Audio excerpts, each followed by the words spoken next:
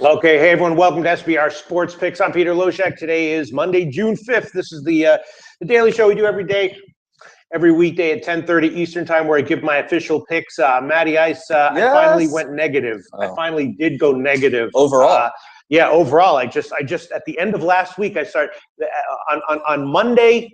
Heading into Monday evening, I was literally up like 12 units or 11 units, and in my leans, I was up like 15 or 16 units. And then since then, I've just been hemorrhaging units, making some kind of irresponsible picks, some irresponsible bets. But overall, I think the advice has still been pretty good. I did tweet out 5 picks over the weekend. Those went 3-1. Although even those, there were the 2 leans that I can't count. Those were the winners. The others were 1-1-1, and even those were pretty good picks. The only loss was just a no-hitter with Edinson Volquez. So that was I was laughing at myself unreal, about that right? This weekend because I knew that you would probably go all over that. Sure, that was one of my. Not only you. Yes. I took Houston -1 on 2 games. One of them won, one of them pushed, and then there was the loser with the Arizona team total over, and then my other 2 tweets were 2 overs that both cashed. So overall, it seems like it's not that bad. I am up in the contest a few units, which is nice. I didn't make any picks on Sunday because I got wrapped up in female issues. So I was what's up? But it was it's debatable. It's still debatable whether it's worth it or not in the end. But yeah, so I didn't. So I missed out on a bunch of winners that I would have had on Sunday for the contest. But overall, the contest is fun. Marathon, not a sprint, and we shall see. Well, that's not true for the leader. Yeah, the guy who's winning, Sosana, he's already done. What do you mean? 60 picks. Okay, he's up 29 units. Oh, that won't be enough to win. I don't think. I don't know. He's at 68%. Yeah, really. Winning percentage. Really? It's an interesting tactic. Yeah. I mean, not a bad tactic. J2K says that woman's only using you for your picks. Yeah. It's a good shirt. It is a good line. All right. Wow. But yeah, so he's already done. I'm trying to think. He's 49 and 19, I think, or 41 and 19. I guess that is a good tactic, because then if someone does start challenging him, then he can make his other 30 picks and try to So that I've never been in one of these too big, so that's not like an insane amount of units to be. I'm trying to remember. So like how much? So he's at 68%. 68%. Wow. Yeah, that will be. We'll see. I don't remember how many. What the usual percentage is for a 1 month baseball. It's an interesting tactic. Yeah, worked for him though. Yeah. Again, my whole goal is just to not come out too negative or to come up positive. A few units. All right.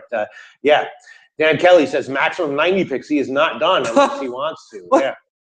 Well, are you talking? I think Juan's talking about the Atlanta Phillies game. He's like, that's like choosing liquid shit or solid shit. It's still just shit. Sweet Lord. All right. Okay. Here, a guy with a Chinese name, which is probably a perverse pun on something disgusting in Chinese, says, "So good, hang fruit, win all the time." Thanks, man. That is true.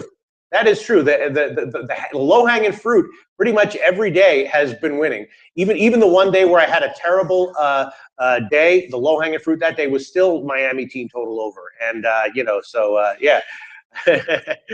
I would. What is that? That's his name. What is it? It's actually nothing. Hangzhou. That probably means like that's a real okay. Hang. No, that's a name. And Joe means okay. All right. Okay. Hey, Joe. Thank you, Google Translate. Yeah, thank you, Google Translate. All right. So Eddie Ward saying, I need a hit today, Peter. Jim Bean saying, got 8 out of 9 yesterday. Parlay. Philly cost me $4,500. All right. Well, Philly won me yesterday. Or you could, depending on your bankroll and your goals, you might want to consider not doing too many parlays and just betting them single. All right. Alex Nogales says, I need a winner. Carlos Luter says, Volquez got you last Saturday. He sure did. I tweeted out the team total over 4, which I thought was a good bet. Now, as we know, here's the thing. As we know, in general in baseball, pitchers coming off of no-hitters tend to be, yes. And since you already got a guy who isn't that good. I mean, anyone who throws a no-hitter, I guess you have to take off the auto-fade list. So Edinson Volquez is officially off the auto-fade list for me. But really, even as a next start, still, if he goes in 4 days, you would. I don't know who they're playing, but right. That's what I'm saying. Still a guy who I'm looking to have some to get lit up here and there, and his next start has got to be one of those candidates. So we'll see who that starts against. I don't have that offhand, but almost definitely, once again, I'm going to be fading Edinson Volquez in his next start. It is Bartolo Colon Day, though. It is Bartolo. Jill Gates says, "Thank you, Peter, for teaching me how to do -1." Yeah, I like to do -1s. There's a bunch of reasons why I like to do them. Obviously, baseball teams are motivated to win by 1, not necessarily more than 1. So you're in line with their motivation a little bit more. It adds a little bit of volatility. A lot of people who don't want to take big money lines with Houston, for example, but don't want to take them on the run line in case they win by 1 and then they get a loss. You can just take a -1 line. You get a much lower money line for the favorites, and you wind up getting a push if they actually wind up winning only by 1. So I do like to do -1s a lot. All right. Can you explain what that is to some people? Oh, it's just it's betting a team to win by 1, where if they win by exactly 1, you push. If they win by more than 1, you win, and where you win by if they lose the game, you lose. And books that offer buying run lines do let you buy them. Do let you just buy a -1 line, but it gives you better odds if you just do it yourself. You bet the same amount to win on the money line as you bet to risk on the run line. And then you wind up having a -1 line, automatic -1 line. You can do the same thing with an underdog on a +1 line. You just bet the same amount on the +1.5 line as you bet to risk on the money line on the underdog, and then you got a +1 line. So, is there any advantages or disadvantages to the way that you do it as opposed to just buying it at the book? yeah, because you get better odds. First of all, because you get better odds. Second of all, because if you have multiple books, you can cross shop. Right, you can take the -1.5 line of the book that has the best 1.5 line, and then you can take the money line of the book that has the best money line. So you don't have to first. Even if you did it at the same book, you would get better odds just doing it that way. But you have an extra advantage is where you can do it at multiple books if you at 2 different books if you have multiple books. And of course, SBRodds.com is where you can DM that to me, would you? SBRodds.com is where you can line shop very, very easily and find the best line at whatever books you have. And you can customize SBR odds to only show the books that you have if you want. All right, so nice to customize. Yeah, let's get to the 7 games that there are on the card today. Obviously it is Bartolo Colon Day. Let's start off with just that. And Pivetta is starting. Pivetta is one of these guys. Pivetta's an interesting guy. He's a guy who pitches to contact. He's the type of guy who does have his pitches with his profile, who have good control and pitch to contact the way he does, tend to have very good minor league numbers. But then when it comes to the majors, they get hit a lot harder because they don't have the elite level stuff to reliably get out major league batters. And that is what's happened with him. He's got great minor league numbers. His major league numbers have not been so good, but it is Bartolo Colon Day, and the question is he good enough to take a shot going against Bartolo Colon? And I think probably he is. Matty Ice, and I'm not going to take the full game line here. I'm just going to take him on the first 5 innings. Matty Ice, what do you think of that? Fade Bartolo Colon with Pivetta and the Phillies. I mean, Phillies did just win 2 out of 3. I already bet on the Phillies today. They're still a crappy team. Yeah, so they did just win 2 out of 3. And I won on those 2 games with them. So now I'm feeling like Tommy Toughnuts over here. Not a good idea. Like I'm not saying anybody should do this, but I took them today also. I've been hemorrhaging units, and I've made such irresponsible picks over the last the last 2.5 days of last week. But I will. Fine, I'll do it. Philadelphia, first 5 innings. I'll take the Pinnacle line. I don't have it up right here, but it should be about +103 or something. It is Bartolo Colon Day. I'll take Philly on the first 5 innings with Nick Pivetta. Hopefully he doesn't get absolutely shelled. Atlanta does have a productive lineup, though, and Colon, he probably is capable of giving. I almost said he didn't have such a bad start last time out. That's not true. Yeah, I mean he had a terrible start. A lot of those runs were unearned, but it was still a bad start. Oh, were they? I didn't know that. I only saw the score. I didn't look at the box. Nicolas Susi says, just go over, Pete. Yes, that is tempting as well. With the first 5 innings at 5.5. I'm going to hold up on that one, though, on the total. I might be on that one by first pitch. But as of right now, I'll just give Philly on the first 5 What are the odds innings. on that one, sir, so I can write it down?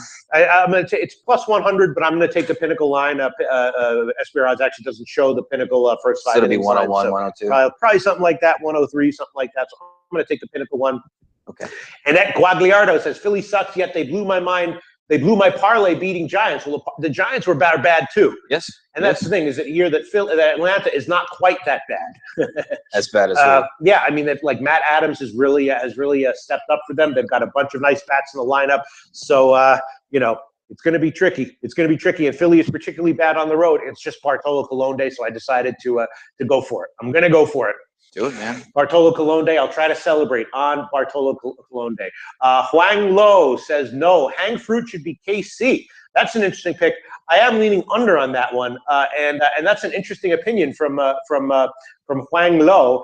KC is a big underdog. Now, of course, I did give the correct opinion that Houston was going to be a good bet against Texas in the series, and they did wind up sweeping them. And I wound up cashing on most of those games. Although, you know, I didn't because of chick issues, circumstance, I didn't give him on the Sunday game, and I would have given him that game, although I did bet him. Oh, no, that was my one pick on Sunday. Yeah, I didn't take him in the contest on Sunday. That's what I didn't do. It pisses me off. But, yeah. All right, let me see. Comments. All right. My lean on that one would be to the under. Now, obviously, Kennedy has been terrible since he came back from the DL. And Mike Fiers is a guy who, you know, has not at all lived up to his potential. His last start was good, though. They were going to put him down to the bullpen, but because of injuries, he's getting more starts for Houston. And I think that this is a spot where he might be decent. The question is just, will Kennedy be able to hold down Houston's offense in Casey's Park? And that is a big will. That is a big if. That is a big question. I'm definitely leaning under on that one. I will make it an official lean. Not sure if I'm going to make it a pick, though, but I will give the under 9.5 minus 108 at Pinnacle as a lean. Houston and KC under. Now, let's see some of the other games that are interesting. Yes, another one that's interesting is San Francisco and Milwaukee. Samardzija has been great. And I think that's probably, until further notice, until he gets injured or something, probably for real. But Guerra on the other side was great in his last start. I took Milwaukee on the overnight line. I got plus 114, and now it's all the way down to, wow, I'm seeing like plus 101s and 103s and stuff. Wow. So obviously, think they'll go off as a favorite? I'm sorry? Think they'll go off as a favorite? Yeah, I think they probably will, or it'll be like minus 105, minus 108 on both sides. Mark Rapallo says Kennedy is ass. Yes, he is. He is ass. He is ass. A lot of debate here. Travis Levine says KC pitcher Kennedy has a great record against Houston. Obviously, this is a different Kennedy, though. This is a different Houston. Yeah, and a different Houston as well. Kennedy has owned Houston historically. All right, we're talking about the Houston and the Kennedy as on June 5th. 2017, not whatever Kennedy may have done against the Houston of 2013 and 2013. This is obviously a very different situation. I'm still leaning under, though. I am going to make that one an official lead. I don't know if I'm going to give it as a pick, though. I have to think about it. And Milwaukee, I would have given them as a pick if I could have gotten them at plus 114, which is where I got them on the overnight line. At plus 103, I'm not sure if I want to give them here because, again, Samardzija is the real deal, and San Francisco, obviously they have proven that they can be okay recently. Let me just go down to my picks and see which is the ones that I let me see any of the others. Yeah, Philly, Atlanta, second half under. I was thinking about maybe KC, Houston under. Toronto on the second half I was thinking about, and the Dodgers -1. Toronto on the second half. I was thinking about that one. It's J.A. Happ against Mania, and obviously Mania has been excellent. And he is also, I believe, in general going forward the real deal. Not that he won't have his starts where he'll get lit up, but I think that overall, long term, at least for this year, we can expect him to be pretty good. And J.A. Happ, not good coming back from the DL. No. And Toronto now goes all the way across country to play in Oakland, and that's a bit of a tricky situation. I'd be leaning Oakland on the full game and Toronto on the second half, but I think I'm going to hold off on that one. And then we have Washington and the Dodgers. I was thinking about the Dodgers -1 here. Gonzalez, I know the Dodgers, don't take them against lefties, but Gonzalez has really been having control issues. Ryu is someone who is doing a little bit better, and I think he might be okay. And at just a plus run, I mean, obviously Washington is great, but at -1, I think I might take a shot with the Dodgers here. That definitely will be an official lean. And you know what? I will. Here we go. 1 second. This is Chinese guy. It's awesome. What's his name? What's his name again? Zhenyo. Hangzhou just says, "Do you know how many Chinese people admire your mustache?" Ha ha ha ha ha. Awesome comment. Thank you so much, Huang Zhou. I love that comment, and I love you, Huang Zhou. No homo. I can't really explain what no homo means in English and how it's used, but just look it up. Google that one up. Don't translate it because I don't know if I would Google that. Don't use Google Translate because it will give you. It'll be like not a human being or whatever it is. But yes. What? What? Hangzhou. What? Do it again. Hangzhou. Hangzhou. All right. Hangzhou. Hangzhou. Yes, I know. Jay Happ pronounces it Jay Happ. I know. Does he? He does. I can't. I can't put that into my. I can't do it either. But yeah, Hangzhou. Let's see. Dodgers good pick could be anyway. Point is, Hangzhou. Thank you for that comment, and that was awesome. Hangzhou. All right. So a lot of people agreeing that the Dodgers -1 is a pick, and I will give that one. Dodgers -1, and let's see what the odds will be. Here we go. We line shop at SBRodds.com for the best line, for the money line, and that will be at Pinnacle -130, and then the run line, the best line. A couple of places have +165. So -130 and +165. So that should work out to be about I don't know, like +115, +120 or so. Dodgers -1 is my second pick of the day. And I don't know if there's going to be any low-hanging fruit. I mean, I guess you could say Philly's a low-hanging fruit, but can Philly ever be even? Can Philly? It's hard enough to make them a pick. Now I'm thinking. Last week we were talking about never, ever betting on them. All right, I got two picks. Which I did all weekend. Yeah. I got two picks so far. I got Philly first half, and I got the Dodgers -1. And the only other one I'm thinking about is Houston KC under 9.5.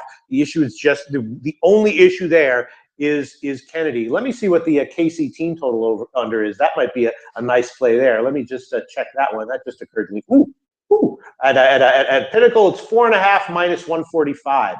Man, that is tempting. Ooh, that is tempting. Let me think about this for a second. Let me think about this for a second. You know what? I'm just going to give I will make it KC Houston full game under 9.5 -108. Obviously, that's a little risky because Kennedy is ass, as people have mentioned. Multiple people have mentioned in the comments on YouTube. Entirely possible that Houston might get an 8-0 or 9-0 win, in which case it cashes anyway. That's a borderline play, but I will give it. Houston KC under 9.5 -108. Also, the KC team total under, you could make an argument for that. That is very tempting as well. But you never know. I don't know where KC could win like 5-2, and then Kennedy throws a 7-inning start that's good, and people are like, where did that come from? So that's my third pick, and those are my three picks. Philly first half, Dodgers -1, and KC on the under. And I would say there's no low hanging. What is that? That is no homo. That's no homo in Chinese. What is that again? A little Mandarin. In Mandarin. Well, one more time. 没有同性恋. 没有同性恋. That's no homo in Chinese. That was shockingly good, Pete. 没有同性恋. 没有同性恋. No homo. How do you say? I have to say. I'm gonna learn in Mandarin tomorrow. If this guy comes, you're just gonna learn it tomorrow. I will learn how to say "I love you, man, no homo" in Mandarin. I will learn how to say it. I love you, man, no homo in Mandarin. That'd be a funny video if we go to one of the language schools around here. You know what?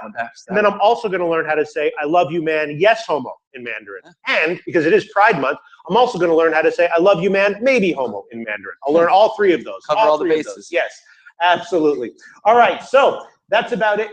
Travis Levine says, the first day I've ever disagreed with Pistol. Always the first, but we shall see. Travis Levine, what do you disagree with? I guess he's disagreeing with the under on the KC game. Let's see.